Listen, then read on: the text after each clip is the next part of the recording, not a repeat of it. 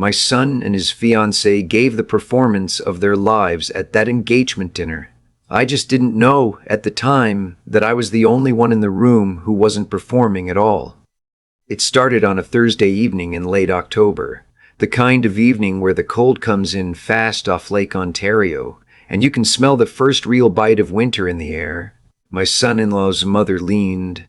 I'll call him my boy, because that's what he'll always be to me, no matter that he's 34 years old and taller than me by 2 inches, had been dating Serena for about 11 months. 11 months! I remember thinking that was fast when he told me he was going to propose. His mother, God rest her, would have told him to wait. She was always the patient one between us. But she's been gone 6 years now, and I've learned not to say the things she would have said because I'm not her, and I can't say them the way she could. So I smiled and I told him I was happy for him, and I was, or I wanted to be. There was something about Serena that I could never quite put my finger on. She was polished in a way that felt rehearsed. Every time she laughed, it was exactly the right amount. Every time she touched my son's arm, it was timed just well enough to seem spontaneous. I told myself I was being an old fool, a widower who couldn't stand to see his son moving on. I told myself that more times than I can count. The engagement dinner was at my son's place in Burlington. He'd bought a townhouse there 3 years ago, right after he made partner at the engineering firm. I was proud of that boy in ways I don't have language for. He worked for everything he had. His mother and I, we came to Canada from Jamaica in 1987 with 2 suitcases and a rental in Scarborough that had a radiator that only worked when it felt like it. My son grew up watching us work. He learned it the way children learn language, by complete immersion. So that night, I drove out on the QEW with a bottle of wine I couldn't really afford, and a card I'd spent 40 minutes picking out at the Shoppers Drug Mart on Brant Street. I was happy. I was trying to be happy. I parked on the street, and I could see lights on inside and hear voices, and I thought the evening had already started without me. I was a few minutes early. I figured they must have had a few people over already. The front door was unlocked. My son had told me to just come in. I pushed the door open quietly because I didn't want to interrupt mid-sentence, and the hallway was empty. The voices were coming from the kitchen at the back, a man's voice and Serena's voice. I assumed it was Serena's brother. She had a brother. I'd met him once, a quiet guy who worked in finance in Mississauga. I was taking off my coat and hanging it on the rack by the door, not really paying attention, just catching fragments. And then I heard my son's name. Not said warmly, said the way you say someone's name when you're calculating something. I stood still. He has no idea, Serena said. None. He thinks I'm moving in after the wedding. He doesn't know I've already talked to the mortgage broker about refinancing. A man laughed. Not her brother's laugh, something looser, more comfortable. And the account in his name, joint, once we're married. 6 months, maybe 8. Then I file, cite irreconcilable differences, and I get half of everything. The townhouse alone is worth $980. That's before the RRSP. I stopped breathing. What about the old man? What about him? He's got nothing. He's retired. He's got a pension and a house in Hamilton that's worth maybe $550. Not worth the effort. My hand was still on the collar of my coat. I hadn't moved. I could feel my heart beating in a way I hadn't felt in years. Not fear. Not exactly. Something older than fear. Something that felt like the ground disappearing. You sure he won't figure it out? He seemed sharp when I met him at that dinner in September. He's lonely, Serena said. Lonely men don't ask hard questions. They just want everyone to be happy. I set my coat back down on the rack very quietly. I took out my phone. I'm 63 years old and I'm not particularly good with technology, but I know how to press record on the voice memo app because my doctor told me to use it for remembering medication instructions. I pressed it. I set the phone on the little shelf by the door, where my son keeps his keys and his mail, screen down, and I walked back to my car. I sat in the dark for a long time. My son arrived 20 minutes later. I watched his headlights pull into the driveway. He got out with groceries, I waited until he was inside, and then I counted to 60, and then I went back to the front door and knocked. He opened it, grinning. "Dad, I told you to just come in." "I know," I said. "Old habits." I hugged him. I held on a little longer than usual, and he laughed and said I was getting sentimental in my old age. And I laughed too. And I walked into his house, and I shook the hand of Serena's companion, introduced to me as an old university friend named Marcus, and I kissed Serena on the cheek, and I told her she looked beautiful, which she did. And I sat down at my son's kitchen table, and I ate the meal he'd cooked, and I drank one glass of the wine I brought, and I smiled for 3 hours. I have never worked harder in my life, not carrying drywall at 25, not sitting in the hospital the night my wife's diagnosis came back. That dinner was the hardest thing I have ever done.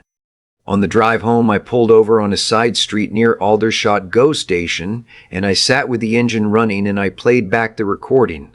It was clear, every word, clear enough that there was no room to tell myself I'd misheard or misunderstood. I didn't sleep that night. I want to be careful here because I've thought about this many times since.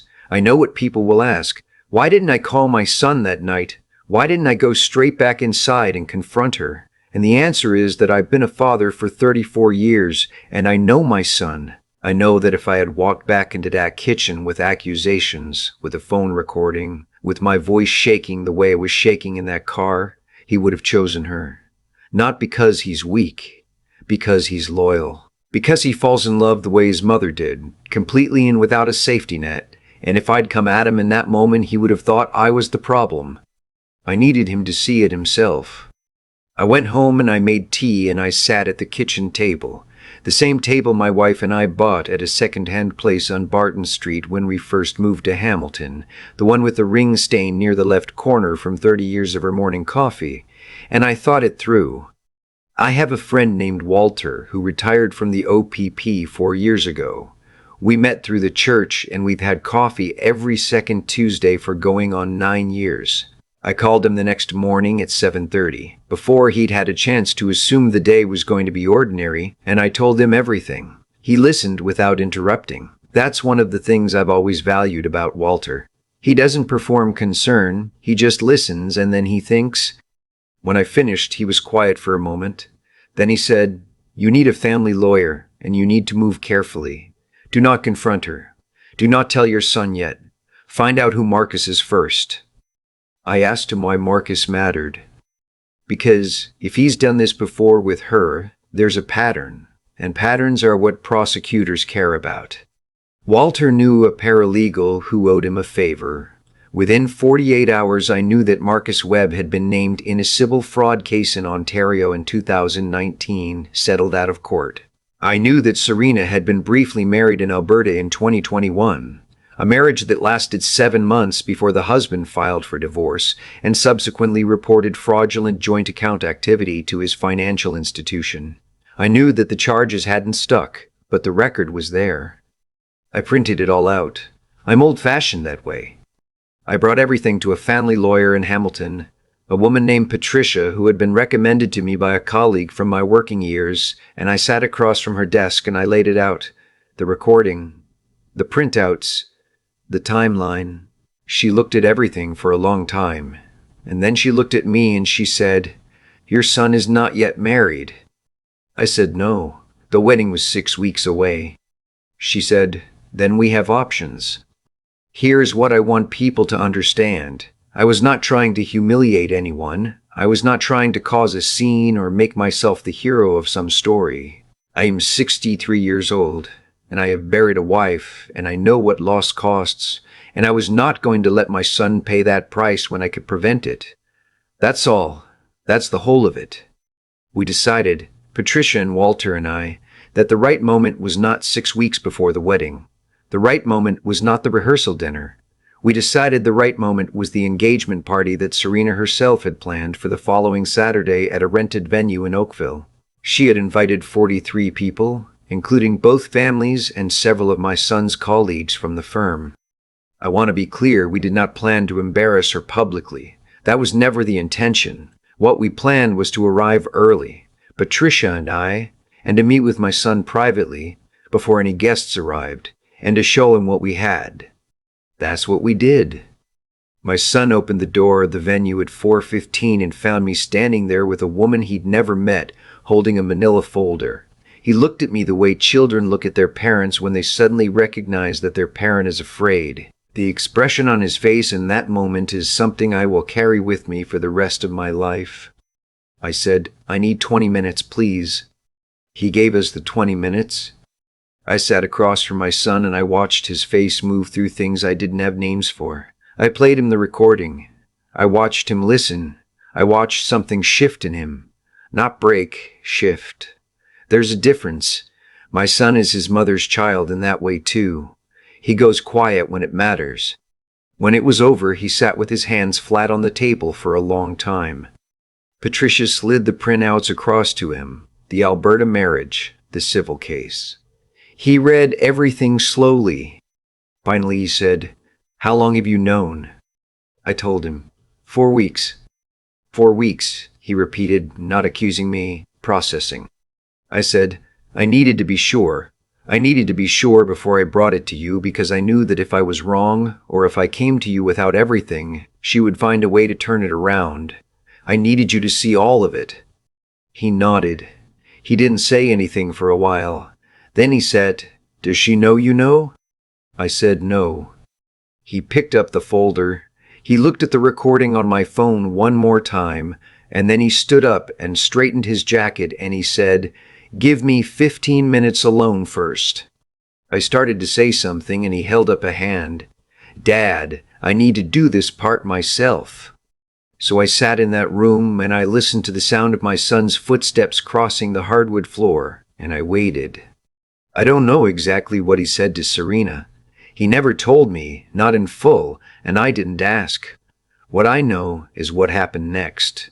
I know that after 12 minutes, Serena walked out of the building. I know that Marcus, who had been setting up a bar table near the entrance, followed her 1 minute later without making eye contact with anyone. I know that at 4:57, with 8 minutes to spare before the first guests arrived, my son came back into the room where I was sitting, and he sat down across from me and he said, "The party's canceled."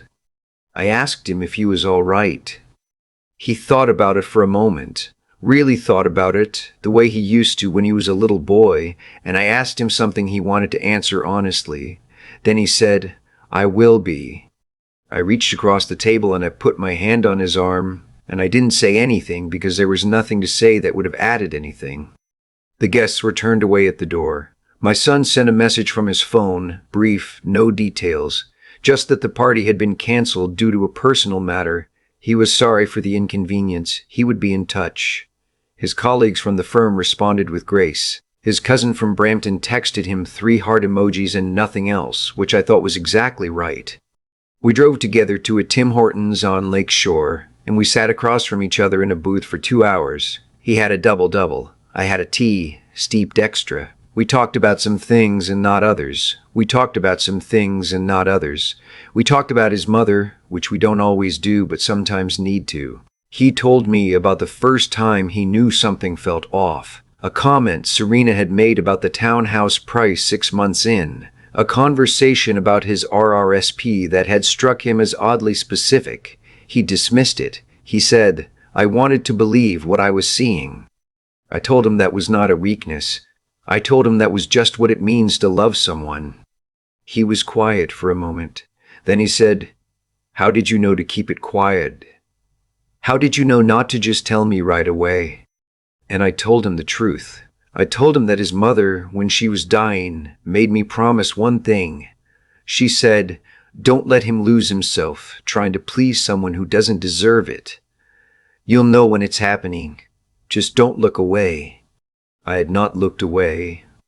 The engagement was formally ended the following week. My son retained Patricia to document the timeline and send a formal notice to Serena regarding the return of the ring, a family piece that had belonged to my wife's mother, which she surrendered without argument through a courier within 4 days. Walter told me later that Serena and Marcus had already left the province. He didn't say where, and I didn't ask. That was 8 months ago. My son is doing well. He's taken on a big infrastructure project north of the city, the kind of work he was always meant to do. Some evenings he drives out to Hamilton, and we sit at my kitchen table and drink tea and say nothing in particular. And I think that just this, the ordinary quiet of it is what I was protecting. I'm not a man who thinks of himself as brave. I spent most of my life working hard and trying not to draw attention. But I made a promise to a woman I loved for 31 years, and I kept it. That's the whole story. That's all that ever was. I still think about that kitchen table sometimes. The one my wife and I bought second-hand on Barton Street with the ring stain near the left corner. I sat there that night after I left the venue, long after my son had gone home, and I thought about how much of life comes down to a single moment of paying attention. I didn't do anything extraordinary. I walked through a door at the right time. I kept quiet when every instinct told me to shout. I made a phone call to a man I trusted. That's all. And yet those small choices, made one after another, without certainty, without knowing how it would end, were the only things standing between my son and something that would have cost him years of his life to untangle. Serena was skilled. I want to be honest about that. She had studied my son carefully. She knew what he valued, what he feared, what kind of man he was trying to be. That kind of calculation takes a certain intelligence, and it works precisely because good people don't expect it. My son wasn't naive. He was decent. There's a difference, and the world doesn't always reward it. But here's what I've come to understand. Sitting with this for the better part of a year now, what Serena didn't account for was that decency, when it's real, tends to attract people who share it. My son had Walter in his corner because I had spent decades being the kind of man Walter trusted. He had Patricia because I had asked for help honestly, without ego, without trying to handle everything alone. The network of care around my son existed because of choices made long before that October evening, choices rooted not in strategy, but in character. That's the thing about living with integrity over a long stretch of time. It doesn't announce itself. It accumulates quietly, the way interest does, until one day you need it and it's there. And the courage it took, because I want to name it plainly, wasn't the dramatic kind. It wasn't confronting anyone in a doorway or raising my voice. It was the courage of sitting across from my son in a Tim Hortons booth and telling him a hard truth and then staying there while he felt it. It was the courage of waiting 4 weeks when everything in me wanted to act immediately, because I understood that acting too soon would have been about my own relief, not his protection. That kind of patience is harder than it sounds. It costs something. I think about what my wife said to me in that hospital room. She had lived her whole life by simple understanding that how you treat people over time is what you actually are, not what you intend to be, not what you tell yourself, but what the record of your days shows. Serena's record, when Walter and I finally looked at it clearly, told a story she couldn't argue with. My son is building something real now. I see it in the way he talks about his work, the way he drives out to Hamilton some evenings just to sit and have tea. He lost something that felt like love, and that loss was real and it cost him. But he didn't lose himself, and that in the end was the only thing I was ever trying to protect.